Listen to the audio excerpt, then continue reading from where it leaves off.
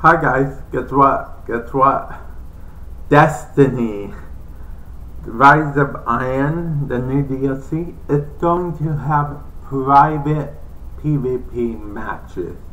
Now, to be honest, I'm not a super big PvP fan, but having private matches is big. That's one thing a lot of people wanted to do.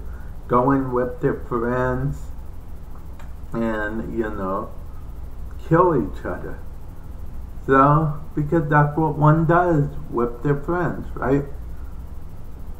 So, yeah, Destiny, Rise of Iron, DLC, PvP, it's going to be cool. There's also lots of other stuff.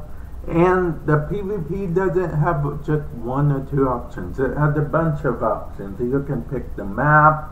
You can pick what type of mode it is that you guys are playing in. You can even pick the light level type thing. So, yeah, it's pretty cool looking so far. I don't have any footage or anything because I'm not some fancy big time person or whatever. I'm just me. So, yeah, Destiny, Rise of Iron, custom matches. Okay, don't know why I said it like that, but yeah, you get the point. Later.